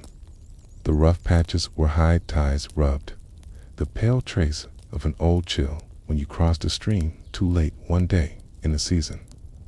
You thought you understood and learned again that you did not. You are not a victim in this. You are competent. You are alive because you made a discipline of noticing. You are a naturalist whose notes are kept in muscle memory rather than on bark or bone. If someday a child asks you why you do not walk toward the hills when they look so gentle in the afternoon haze, you show them where dew holds longest, under the grass in your own footprint, and let them feel it run cold into their toes. The body is the book. The edge turns every page, and the unsettled thought you carry with you. The one that rises in your chest each year when the air thins and the sun's warmth feels like an uncertain promise. It's this: if fire never gave you a way to carry heat into the dark, is there any other spark of shelter, of clothing, of cunning that could ever push you past the thermal frontier? Or are you destined to circle its rim forever, frozen at the edge of a larger world you will never enter? Asterisk, without fire, humanity becomes a species fenced in by climate. The Earth's equatorial zones, warm and forgiving, are the only safe spaces. Step too far north or south, and nights grow lethal. Without flames to ward off the chill, the human body, thin-skinned, hairless, and dependent on constant calories, cannot endure. The globe itself becomes a cage, and the bars are drawn in temperature. Picture the map of such a world. Africa remains the heartland, its central belt, thick with forests and savannas. Humans never leave it fully. Bands may wander north into the Mediterranean or south toward the Cape, but they turn back when nights grow too cold, when frosts kill their food and stiffen their hands. Asia remains largely empty, except for tropical edges. Europe never sees humans at all. The Americas, Australia, the Pacific Islands, never reached. Migration is a word without meaning. Humanity is tropical, not global. In this smaller world, life is dense but limited. The equatorial forests are full of fruit, tubers, fish, and small animals. Populations rise where food is easy to find, then fall when scarcity strikes. With no way to expand into new lands, Groups press against each other. Conflict becomes frequent. Bands raid neighboring bands for territory, fruit groves, or water. Wars are small, fought with stone and wood, but they repeat endlessly, like the rhythm of seasons. Agriculture, if it begins, remains marginal. Grains are abundant in colder regions, wheat in the Near East, barley in Europe, rice in China, okay? But without fire, these crops remain inedible. Tropical foods dominate instead. Bananas, yams, cassava, nuts. Farming is possible, but it never yields surpluses large enough for great cities. Villages remain small, tied tightly to soil, vulnerable to every drought and storm. Isolation shapes culture. In our world, migration spread ideas, mixing languages and inventions across continents. Here, humans remain fragmented. Dozens, perhaps hundreds, of groups develop separately with little contact. Some invent weaving, others tool-making, others farming, but their discoveries stay local. Without movement, there is no diffusion. How the will might exist in one valley and vanish with its people, never known elsewhere. Easily lost, the ocean, too, remains unconquered. In our world, fire-hardened planks shaped pitch into tar and smelted nails to hold ships together. Without fire, boats remain dugouts and rafts, limited to calm rivers and short coasts. No great voyages connect islands, no crossings reach distant shores. The Pacific stays empty. The Atlantic remains a barrier no one even imagines crossing. Humanity is confined not only to climate, but to coastlines. Predators claim what humans cannot. In colder regions, wolves, lions, leopards, and bears rule unchallenged. Without fire, humans never displace them. Ice Age megafauna mammals, giant deer, saber-toothed cats live without human pressure. The balance of nature remains intact. Ecosystems evolve without the great disruptions of hunting and burning. The planet stays wilder, richer, UNSCARRED, and yet confinement shapes the mind. Without migration, there is less curiosity, less expansion, less vision of the world beyond. Knowledge remains local. The plants of one valley, the fish of one river, the paths of one forest. Horizons are short. Stories do not tell of far-off lands or great journeys. They speak, instead of neighbors, of rivals, of the cycle of rain and drought. But the fence of climate is absolute. Without fire, humans cannot cross it. Entire continents, entire oceans remain unknown, untouched, unimagined. Humanity grows in number, perhaps, but never in reach. The world is wide, but humans are trapped in its warmest corners, and so the haunting question lingers: if we had been confined forever to the tropics, never spreading across the globe, would we have remained a small, scattered species among many, or could another tool, another discovery, have broken the fence that fire left unbroken? Asterisk, if fire never entered human hands, the cold would have held the rest of the planet in its grip. The consequence is not only a smaller humanity, but a larger, world-wider, wilder, unclaimed, where, in our history, people carried flame into caves, valleys, and frozen plains. In this alternate history, the earth itself remains free. Begin with Europe. In our world, humans entered its forests, lit hearths in its caves, and eventually painted its walls with ochre and charcoal. Without fire, they never arrive. Ice Age beasts continue their reign without interruption. Mammoths graze on wide tundras. Woolly rhinoceroses crash through snowy forests, and giant deer lift antlers taller than men. Wolves, lions, and bears dominate caves and clearings unchallenged. No campfires glow in the night. No smoke drifts from valleys. The continent belongs fully to its animals. Asia too is left to itself. The steppes roll empty of human feet. Herds of wild horses thunder freely, never tamed, never ridden.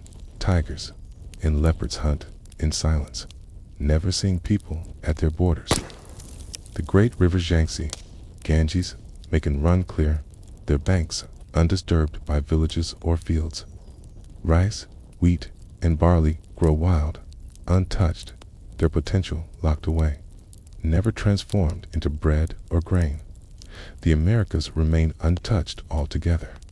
No humans cross the frozen land bridge from Asia because no one can endure its bitter nights. The continent remains a continent of animals. Okay? Bison stretch across the plains in numbers greater than stars. Mastodons roam forests, thick and uncut. Sloths of giant size move slowly under trees, unafraid of hunters who never come. The final thought lingers like a cold breath. If the price of fire was the scar of civilization upon the earth, then was its absence a mercy for the planet or a tragedy for us. Asterisk in the story of our species. Fire was the partner that lifted stone beyond its natural limits. With flame, wood hardened into spears, resins softened into glue, and ores smelted into metals. Without fire, stone remains king, but it rules alone. The world becomes an endless stone age, where edges are sharp but fragile, and every tool is bound by the stubbornness of raw materials. Picture a camp in this world. Round you are tools scattered on the ground, flakes of flint, cores struck. Again and again, hammerstones scarred with impact. Every object is cold, gray, and unyielding. There are no gleaming bronze axes, no iron knives, no steel blades that slice cleanly. Every edge is stone, brittle and temporary. Its tools are made fresh each day because they chip, dull, and break quickly. Work begins anew every morning, repeating the same strikes learned by generations. The spear here is not the weapon we know. Without fire to harden its point, it is carved endlessly with stone flakes, only to dull with the first thrust. Spears must be remade often, their tips fragile, their shafts heavy. Hunters stalk small prey, avoiding large animals that could shatter weapons with one kick. Mammoths, aurochs, and bison roam untouched, too dangerous to challenge. Hunting remains shallow, survival cautious, adhesives too are limited. In our history, fire softened resins, oiled saps, and transformed pitch into glue strong enough to bind stone to wood. Without it, binding is crude. Sinew, plant fibers, strips of hide. These lashings work, but fail often. Tools slip, stone heads fall away. Weapons break at critical moments. Every hunter knows the sound of failure, the thud of a stone point snapping off mid-thrust, the hiss of a binding loosening during a chase. Even wood itself resists. In our world, fire hardened digging sticks and spear points, making them tougher. Without flame, wood stays soft, splitting easily, bending under pressure. Digging for roots becomes harder, breaking tools often. Spears, already fragile, last only a handful of uses. Wood is plentiful, but weak, never transformed into something greater. The world of stone is a world of limits. Shelters are built with unshaped wood, tied together with vines. Hides are scraped with stone flakes that dull quickly, leaving fur uneven. Bone tools are useful, but crude, splintering without heat to soften or shape them. Pottery does not exist.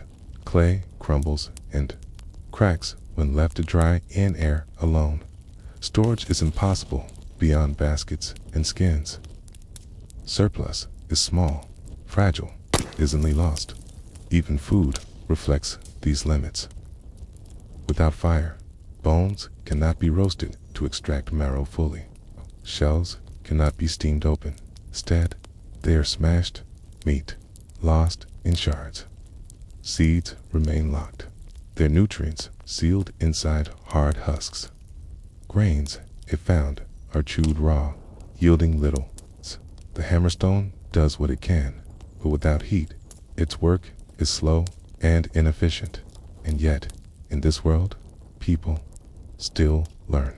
They master every kind of stone: flint for blades, obsidian for sharper edges, quartz for striking sparks they cannot use. They carry knowledge of quarries and seams, trading stone across valleys. Its tools are made with skill, but always within the cage of cold matter. So humanity adapts, but never ascends. Innovation exists, but it cannot break through the ceiling that fire lives in our world. The Stone Age is not a stage here. It is an eternity. And so, the question lingers like a weight in the hand. If every tool remained only stone, brittle, and cold, would humanity still have shaped the earth? Would the earth have remained forever unshaped, waiting for a spark that never came? Asterisk, if fire is absent, then clay remains only clay. It softens in water, hardens in sun, cracks in dryness, but it never transforms into pottery. The world without fire is a world without ceramics, world without bowls, jars, ovens, or tiles. This absence reshapes not just technology, but daily life, food, storage, and even imagination. Picture a riverbank. In our world, humans gathered clay, shaped it into vessels, and baked it in flame until it became strong, waterproof, and durable. These vessels held grain, carried water, stored oil, and preserved food. Without fire, clay shapes crumble back into dust.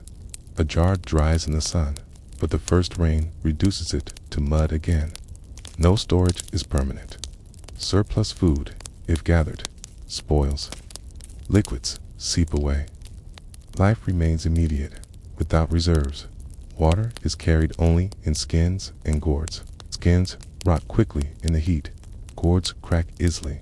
There's no boiling, no way to sterilize. Every drink is a risk. Parasites and sickness pass from stream to mouth, unchecked. Cooking pots never exist. Food is eaten raw, storage improvised. Without ceramic jars, fermentation is rare, and preservation is weak. Each day is a struggle to find food fresh enough to eat, because yesterday's cannot be kept. Agriculture, too, is crippled. In our history, farming spread when surplus could be stored: grain in pots, seed in jars, food in containers safe from rodents and rain. Without pottery, surplus never grows. Grain cannot be stored through seasons. Seeds rot before planting time. Farming, if it exists, remains small, fragile, dependent on immediate consumption. Villages do not grow into cities because their food cannot last. Cooking as we know it never begins. In our world, clay ovens, baked bread, boiled stews, roasted meat. Without them, meals remain raw. Grain stays hard, roots bitter, meat unsafe. Soups, porridges, bread, staples of human civilization, ever appear. Diet remains limited, nutrition narrow. Hunger never loosens its grip. Ceramics also gave humanity more than food. They gave architecture. Fired bricks built walls that stood against weather. Tiles covered roofs. Channels carried water. Without them, buildings remain fragile: wood, hide, and stone stacked loosely, always vulnerable. Rain destroys shelters. Floods wash them away. Nothing lasts. Homes are temporary, rebuilt again and again, never rooted, never rising into permanence. Even imagination is smaller without pottery. In our world, clay figures, painted vessels, and decorated tiles became art, religion, and story. Gods were shaped in clay, myths painted on jars, histories carved in fired tablets. Without fire, clay is mute. Art remains carved into stone, scratched into wood, painted with dyes that fade. Symbols do not last. Memory is fragile. Stories vanish. The absence of ceramics closes a door. It closes the door to storage, to agriculture, to architecture, to art, to permanence. Humanity remains transient, its hands clever, but its tools temporary. Every vessel leaks, every shelter rots, every symbol fades, and so the haunting question presses softly. Without clay turned to stone, without vessels that last, could human culture ever endure? Would each generation live only in its moment, leaving almost nothing behind? Asterisk, without fire, the Stone Age never ends. The brittle edge of flint and obsidian, the fragile lashings of sinew, soft shafts of wood, these remain the height of technology. The world becomes a place where invention circles endlessly, but never breaks free.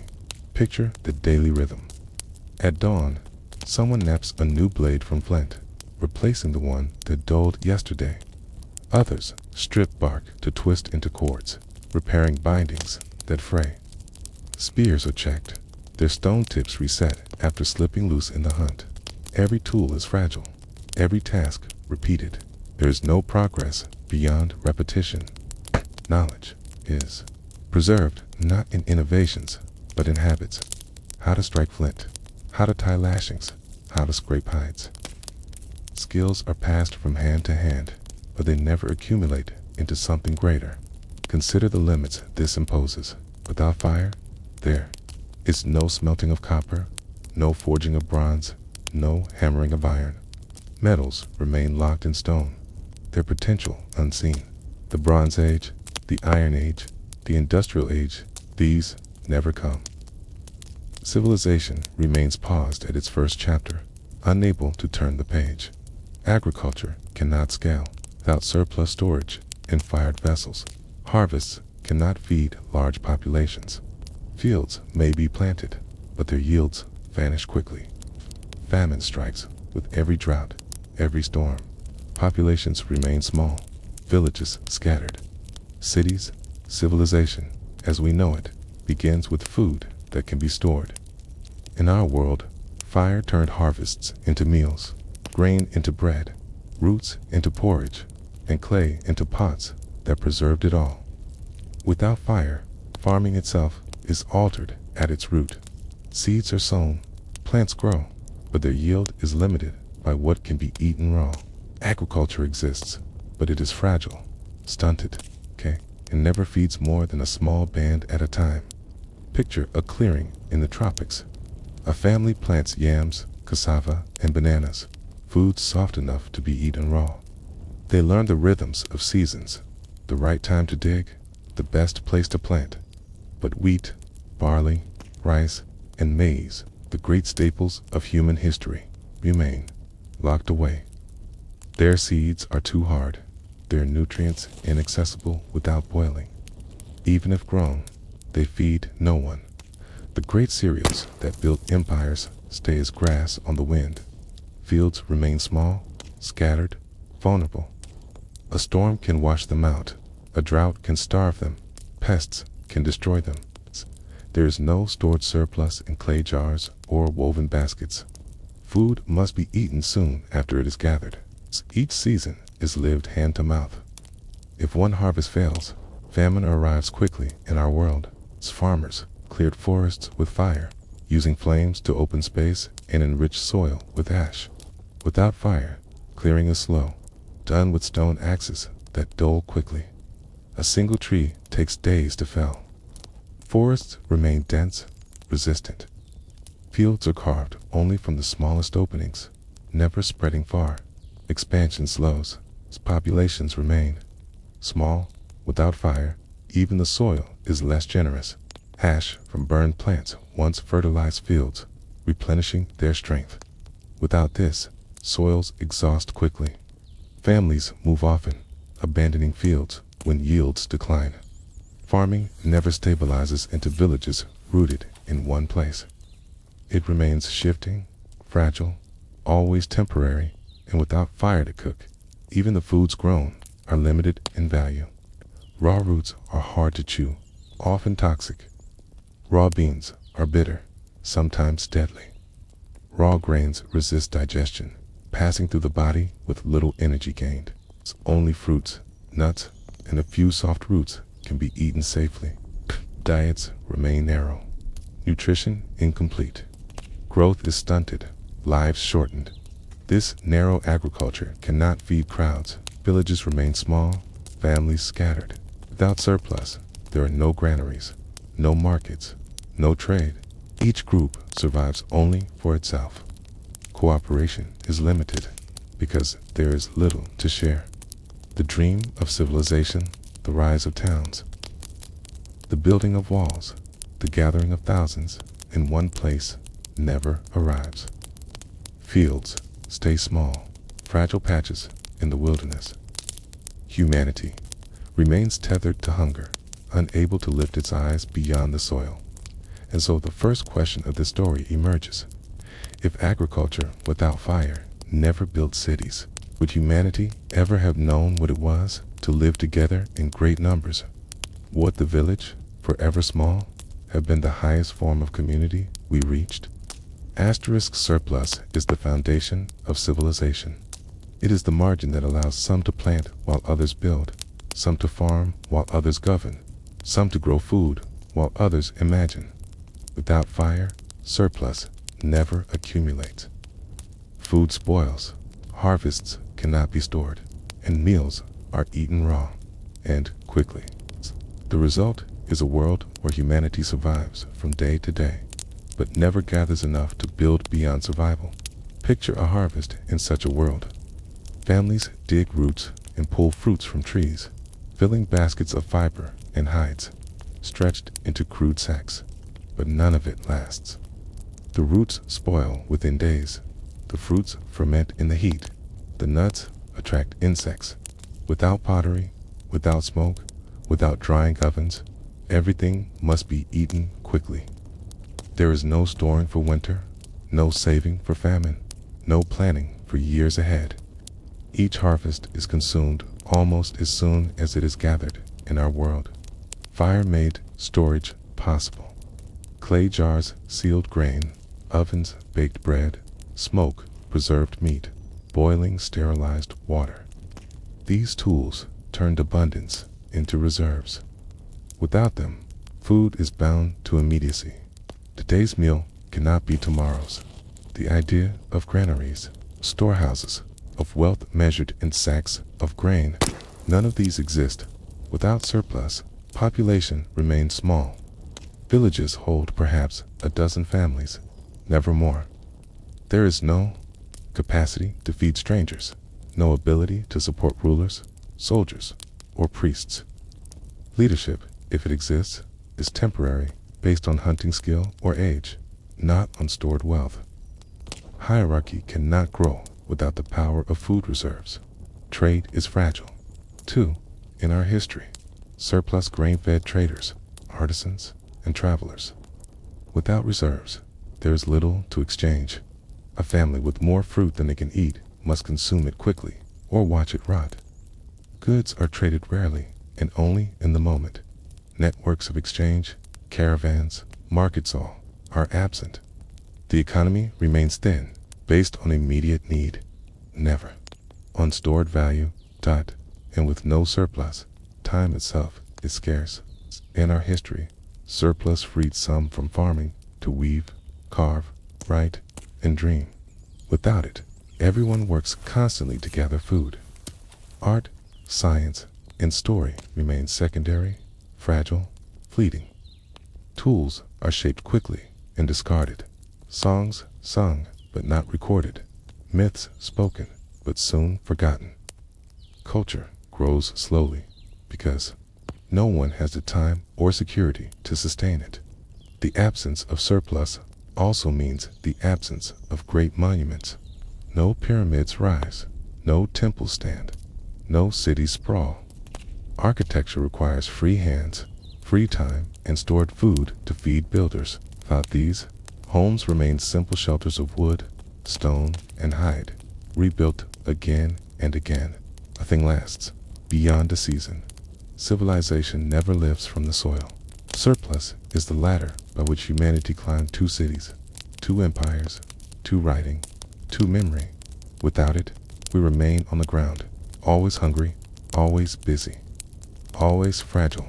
And so we ask, if surplus never came, if humanity never learned to store abundance, would we ever have known wealth, power, and culture war? Would we have remained forever poor, measuring our lives only in the length of a single meal? Asterisk, without fire, villages remain the highest form of human settlement. They are small, temporary, and fragile clusters of shelters made of wood, hide, and stone. Each village survives only as long as the soil nearby remains fertile. The river provides fish, and the forest yields fruit. There are no cities, no walls, no empires. Humanity stays local, bound to the limits of nature. Picture such a village. A dozen huts of branches and leaves form a ring around a clearing. Children playing near their mothers, chewing fruits and nuts.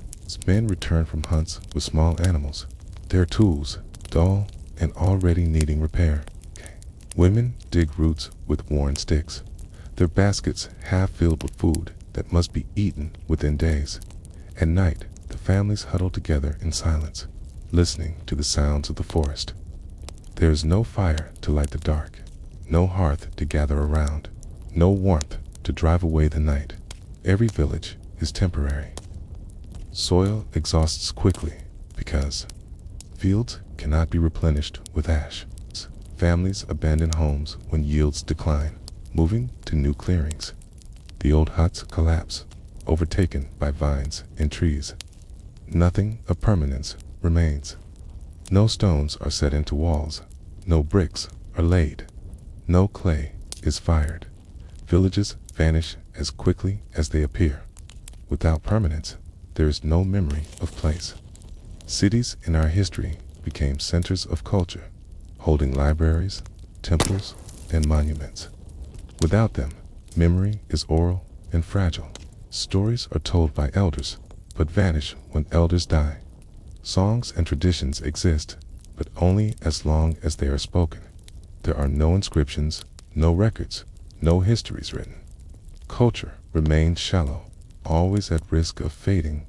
Villages also limit cooperation. In our world, cities brought thousands together, creating markets, armies, and governments. Without fire, villages are too small to support such complexity. Conflicts between groups are frequent, as resources are scarce, and there is no surplus to share. Wars are small, fought with stone and wood, but they are constant. The dream of large-scale unity never appears. Religion, too, remains simple. Temples require permanence. Monuments require free time. Rituals require surplus. Without these, worships stays local and fleeting, small offerings to rivers, trees, or stones. Gods do not grow into pantheons. Myths do not stretch across nations. Faith remains as fragile as the village itself. And what of progress? Innovation is possible, but always fragile. A new tool or technique spreads only as far as one group travels, then vanishes if that group dies. There are no centers of learning, no places where knowledge accumulates. The wheel, writing, agriculture, metallurgy all either never appear, or appear only as sparks that fade. The history of civilization is measured in metals. The Bronze Age, the Iron Age, the Steel Age marks a step in humanity's climb, but every one of those steps was lit by fire.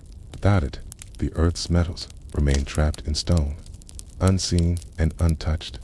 There is no Bronze Age here. The world remains unforged, its ores locked away forever. Picture a hillside rich with copper veins. In our world, humans once dug the green stone, placed it in fire, and watched as metal flowed free. They hammered it into tools, weapons, ornaments. With bronze, they built cities, traded across seas, and shaped empires. But in a fireless world, the green veins remain only rock. They sparkle faintly in the sun, admired perhaps for their color, but never transformed. No one thinks to strike them differently. They are ornaments of the hillside, not the skeleton of civilization. stone tools remain the only tools. Spears tipped with flint, axes of obsidian, scrapers of quartz sharp, for a moment, then dull, fragile, broken. Hunters avoid large animals, fearing their stone tips will shatter. Farmers cannot cut wide forests, cannot shape great fields. Builders cannot quarry stone in vast amounts. Progress halts at the brittle edge of flint, and without bronze trade shrinks. In our world, bronze was precious, traded across deserts and seas, fueling networks of commerce and diplomacy. Without it, trade remains limited to shells, hides, and stones. Exchange is local, fragile, temporary. There are no caravans laden with ingots, no markets filled with crafted goods. Wealth never grows. War, too, is altered. In our world, bronze, swords and spears armed soldiers, changing battles forever. Here, war remains with wood and stone. Arrows break, spears splinter, blades dull. Battles are small, fought between tiny groups. Conquest never expands beyond a valley or a hill. Empires never rise, because their weapons never sharpen. Even art is stunted. Bronze in our world became statues, jewelry, ornaments that endured. In this world, art remains fragile wooden carvings, stone etchings, feathers and dyes, beautiful but impermanent. Rain erases them, time destroys them. Culture never leaves a lasting mark. The absence of bronze means more than the absence of metal. It means the absence of scale. No great tools, no great trade, no great wars, no great monuments. Humanity remains clever but small, skilled but fragile, inventive but limited. The earth's wealth is sealed, and the key of fire is missing. And so the quiet question rises: if the earth's veins had remained closed, if no metal had ever been freed, would humanity still have sought greatness, or would we have remained content with stone, never knowing the bronze we lost? Asterisk bronze was only the beginning. In our history, the discovery of iron and later steel reshaped the world. Empires rose on iron swords, fields expanded under iron plows, and cities grew from iron nails and beams. But all of it required fire, smelted, carbon mixed, furnaces blazing. Without fire, none of this arrives. The Iron Age never dawns. The Age of Steel never begins. Humanity remains bound to brittle stone and weak wood. Picture an iron-rich mountain. Veins of ore thread through the rock, heavy and dark. In our world, people dug it, melted it, and poured it into molds. They forged plows that cut deep into soil, swords that could pierce armor, and wheels rimmed with strength. Without fire, the mountain remains only stone. No one knows what lies inside. The ore is heavy, dull, unyielding. People pass it by, carrying lighter stones instead. Farming in this world never advances. In our history, iron plows cut fields wide, breaking soil that stone could not. They fed growing populations, supporting cities and nations. Without them, farming remains shallow and small fields are dug with sticks and stone hoes, barely scratching the surface. Roots are planted, but yields are poor. Soil remains tough, unbroken, resistant. Food is always scarce. Buildings remain fragile too. In our history, iron nails bound wood, iron hinges swung doors, iron beams held weight. Without them, houses are tied with vines, fragile and temporary. Walls collapse in storms. Roofs rot quickly. No bridges span rivers, no towers rise. Architecture never grows beyond huts and small shelters. War is limited. In our world, iron-armed, vast army swords, shields, spears, and armor. Here, battles remain with wood and stone. Spears splinter on impact. Shields break under force. Arrows are weak, bows crude. There are no legions, no cavalry, no armies marching across continents. Conflict remains small, brief, local. Conquest is impossible. Industry, too, never begins. In our history, iron was smelted into nails, gears, chains, and rails. It powered machines, built ships, drove progress. Without fire, no such industry exists. Wheels remain wooden, carts fragile, ships lashed with vines. Transport is limited to what stone and wood allow short, fragile journeys. Even daily life is bound by this absence.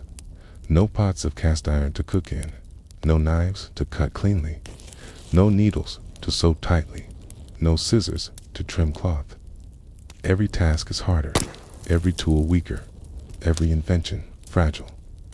Life remains shallow, never lifted by the strength of forged metal, and still the material that built the modern world never comes.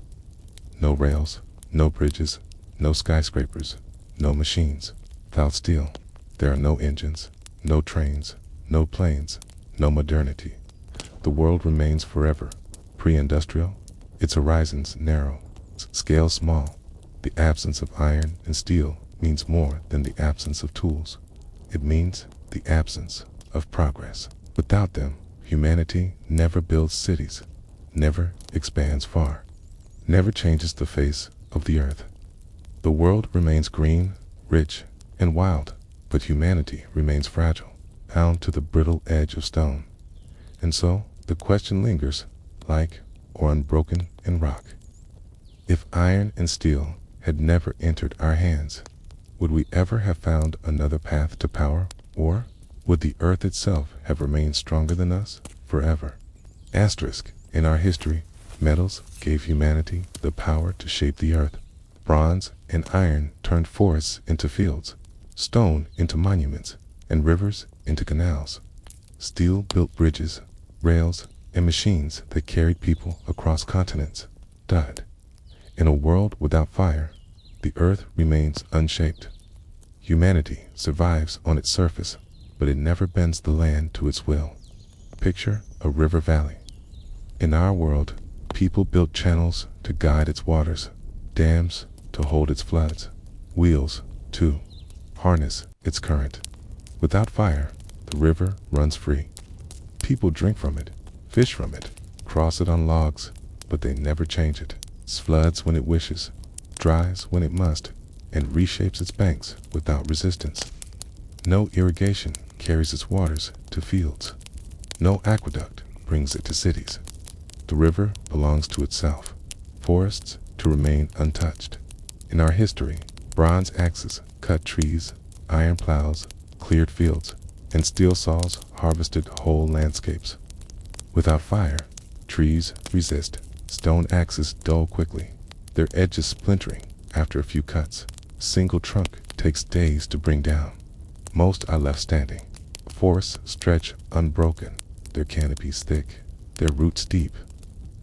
Clearings remain rare, small, carved only by storms or by time. Mountains rise unscarred. In our world, mines dug deep into their sides, smelting ores into wealth. Without fire, ore remains locked.